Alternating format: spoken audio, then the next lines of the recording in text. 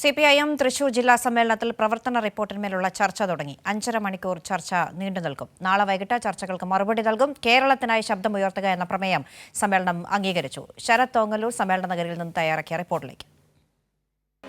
പ്രതിനിധി സമ്മേളനം നടക്കുന്ന കോടിയേരി ബാലകൃഷ്ണൻ നഗറിൽ സംസ്ഥാന കമ്മിറ്റി അംഗം NR ബാലൻ പതാകയാണ്.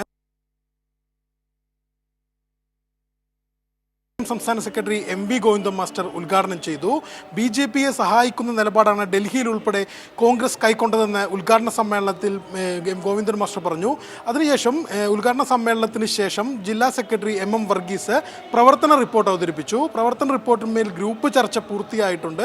പൊതുചർച്ച ഇന്ന് വൈകിട്ട് 4:30 ആരംഭിച്ചിട്ടുണ്ട്. 5.5 മണിക്കൂർ നേരമാണ് പൊതുചർച്ചയ്ക്കായിട്ടുള്ള സമയം മാറ്റിവെച്ചിരിക്കുന്നത്. നാളെ വൈകിട്ടോടെ പൊതുചർച്ച അവസാനിച്ച് അതിനുമേൽ നേതാക്കളുടെ മറുപടി ഉണ്ടാകും. അതിനുശേഷമാണ് മറ്റ് നടപടിക്രമങ്ങളിലേക്ക് നടക്കുക.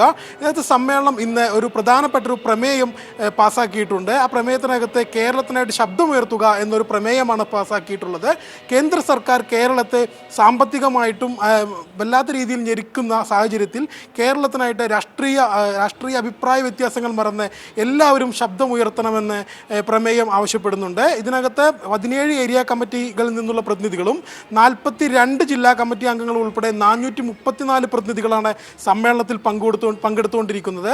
11-ാം തീയതിയാണ് പൊതുസമ്മേളനത്തിൽ മുഖ്യമന്ത്രി പിണറായി വിജയനാണ് പൊതുസമ്മേളനം ഉദ്ഘാടനം ചെയ്യുന്നത്. ശരത് തോങ്ങല്ലൂരിന്റെ റിപ്പോർട്ടാണ് കണ്ടത്.